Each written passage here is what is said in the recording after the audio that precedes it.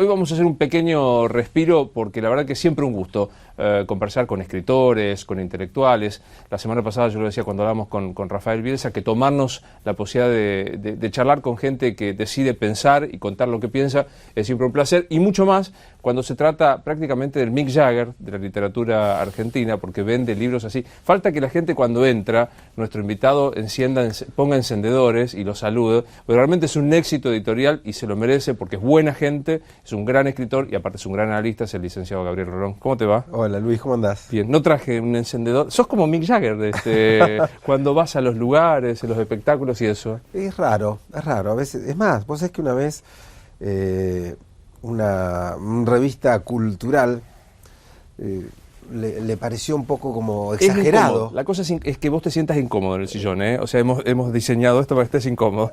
Bueno, el pensamiento es incómodo. Claro. Está muy bien. O sea, yo si quiero que alguien piense, lo pongo un poco incómodo.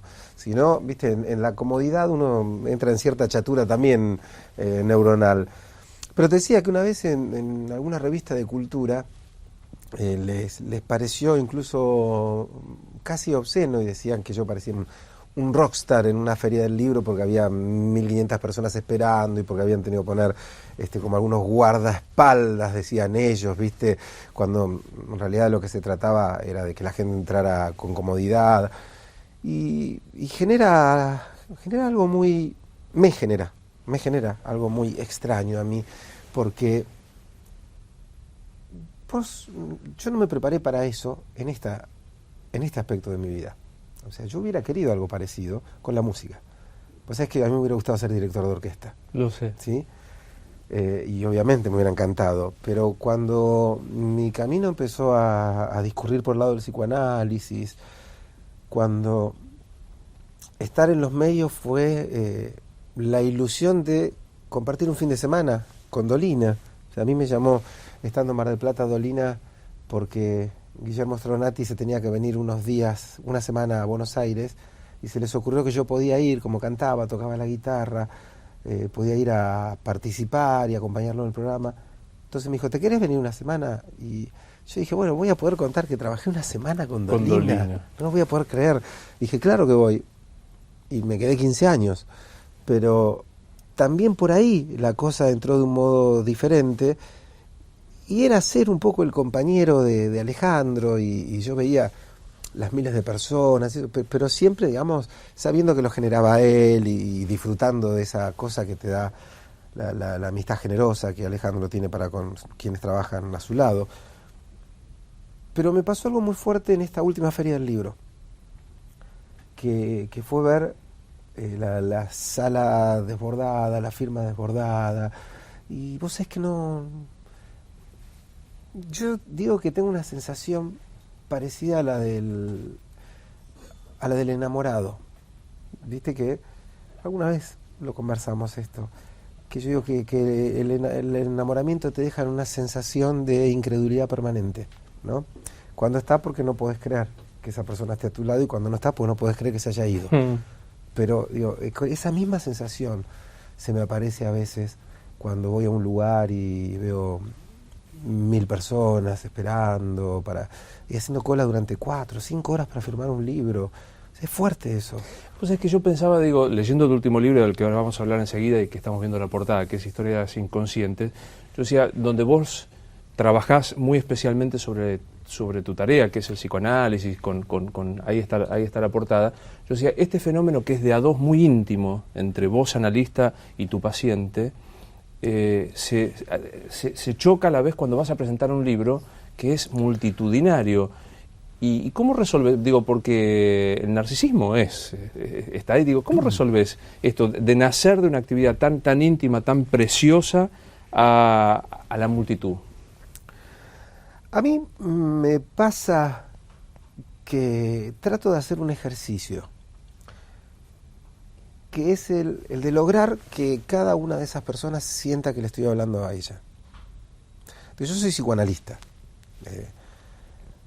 Cuando ponen a veces mis libros en los estantes de autoayuda y me ven algunos libreros que ya me conocen, que los saco y los corro, ¿no? Y no porque tenga una mirada negativa sobre los libros de autoayuda, que algunos, yo creo, como decía Oscar Wilde, que los libros no son ni morales ni morales, los libros están bien escritos, están mal escritos. Claro. Entonces, si uno escribe bien un libro de autoayuda, me parece un buen libro, y si lo escribe mal, me parece un mal libro. Pero, digo, casi como para no estafar a la gente, digo, porque yo no doy consejos que se aplican a todo el mundo, y en las charlas me pasa eso, salgo y trato prontamente de establecer un diálogo en el cual el público pueda sentir que eso que digo le está dirigido de algún modo.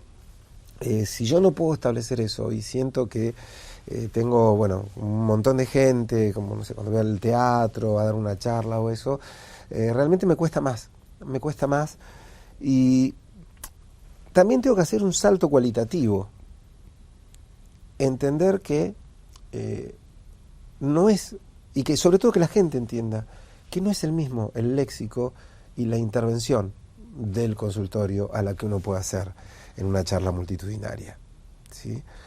Que no es la misma la intervención que van a leer en el libro que fue hecha en un marco privado, que yo te aseguro que es dificilísimo de comprender si uno no lo ha experimentado. El psicoanálisis Totalmente. Es una de las cosas más difíciles de entender si uno no se analizó nunca, porque no es un capricho que los analistas tengan que estar analizados.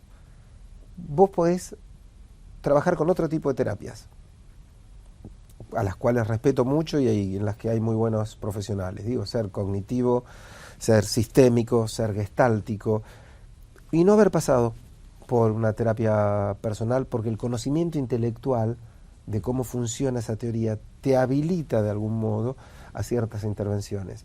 Bueno, vos no podés ser analista si no te analizaste, porque no entendés nada de cómo es el proceso.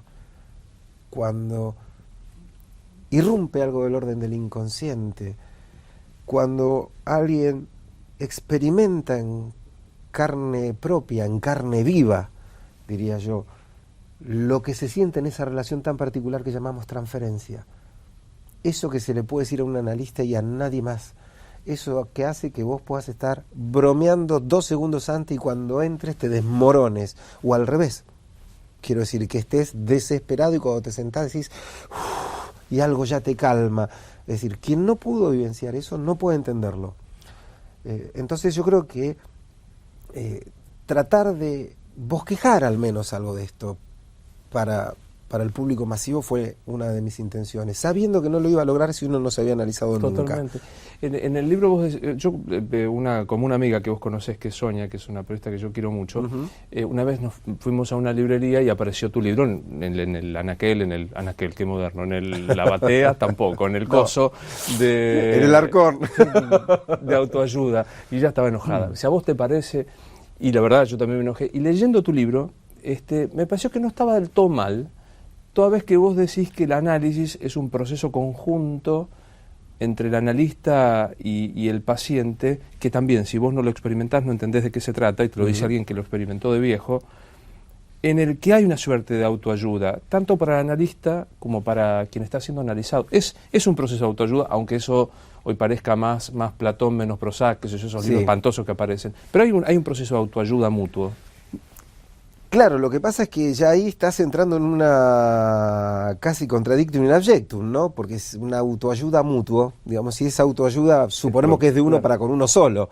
Es decir, con lo cual un libro de autoayuda es un libro que se ayuda a sí mismo. Ya es raro, ¿no? Un objeto que se ayuda a sí mismo. De última, vos sabés que siempre entran en juego cuando uno lee muchas cosas.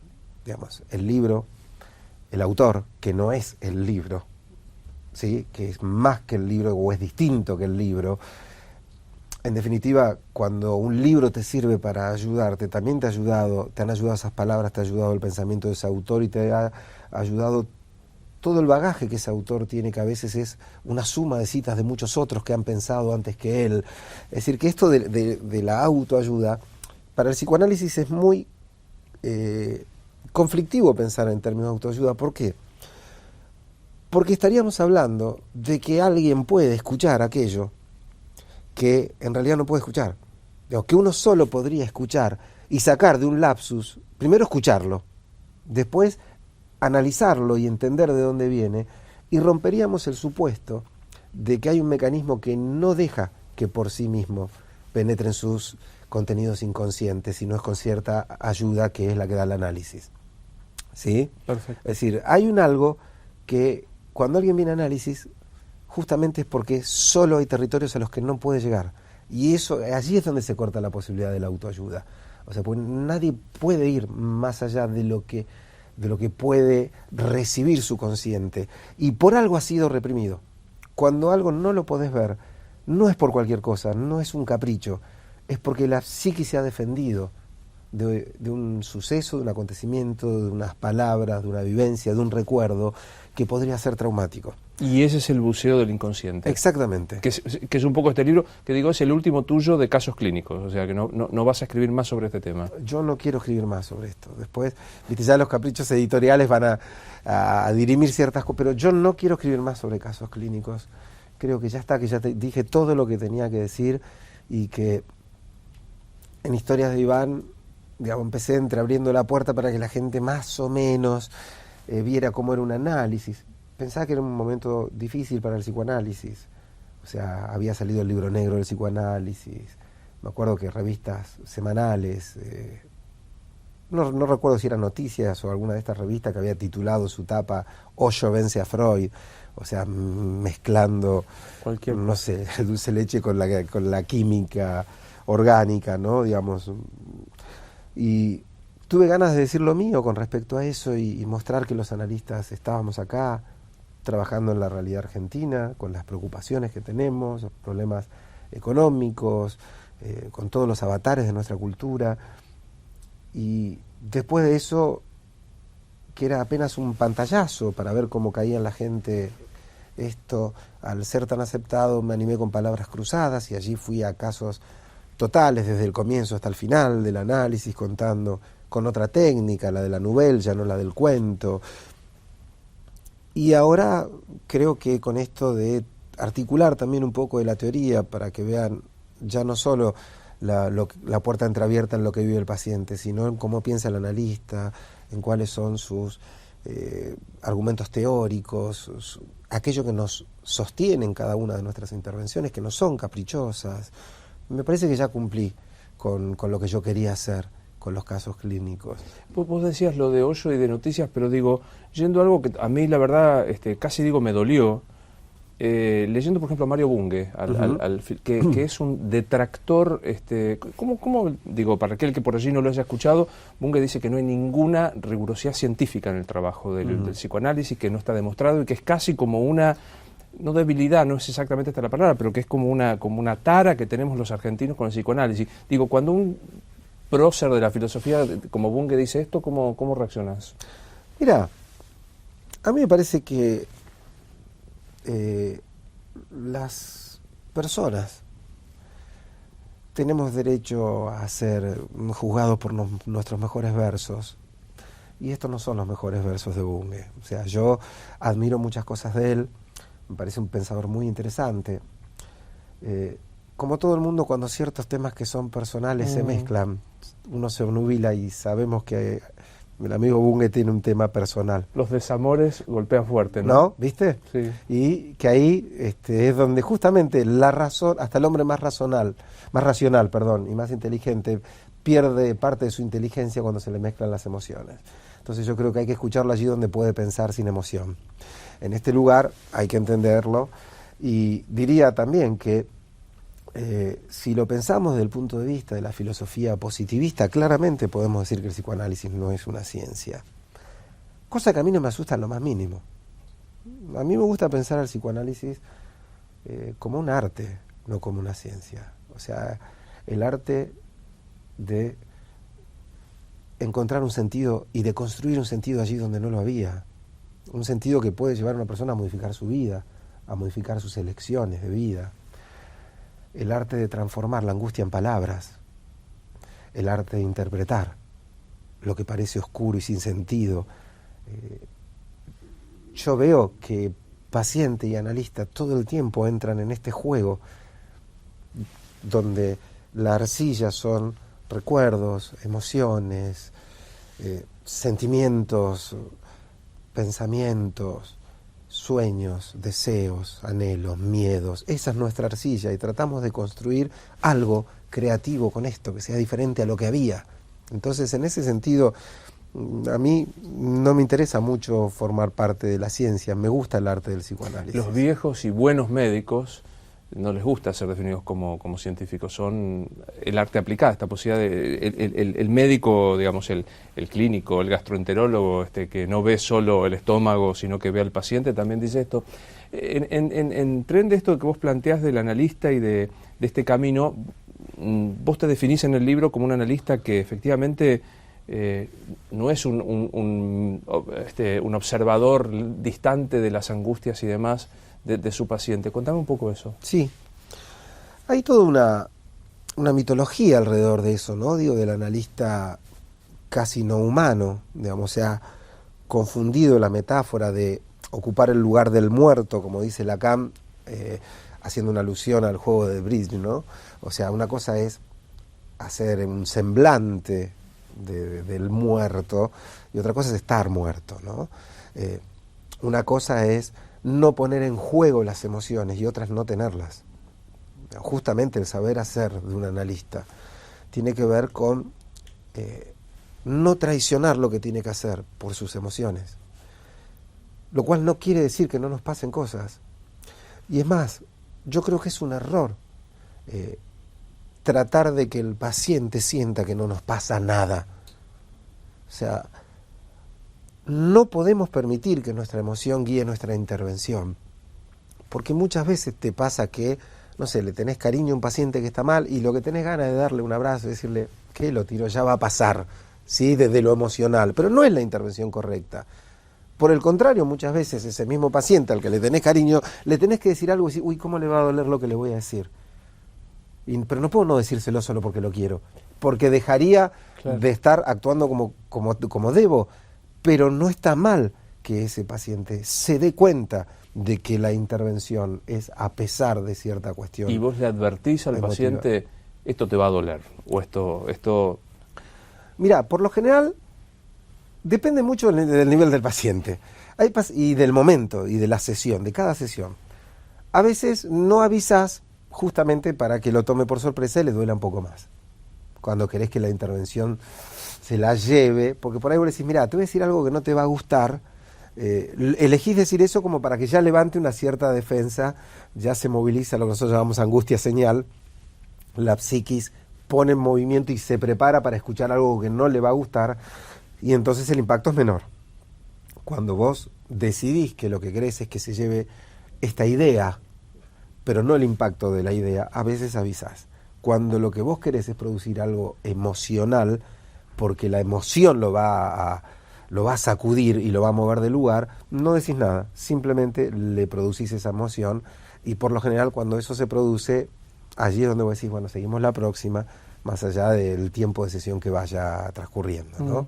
El libro, de entre las muchas virtudes que tiene, es la posibilidad de encontrarte en cada uno de los casos, digo, de una mujer que se enamora siempre del mismo tipo de hombre, de una joven estudiante que camina con unas prótesis ortopédicas, o para mí uno de los casos que más me impactó, no voy a contarlo, si no me vas a retar que cuento el caso, pero de este excombatiente de Malvinas que digamos, me parece que genera la cercanía.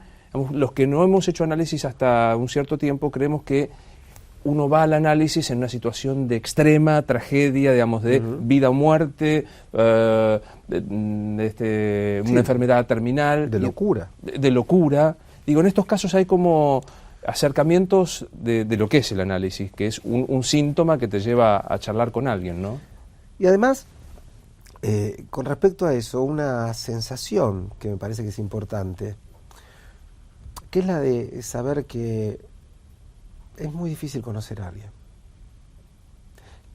Cada una de estas personas en sus ámbitos podían ser percibidas como alguien que estaba bien, como alguien que, bueno, andaba más o menos, pero nadie podía percibir sus tragedias y sus miedos.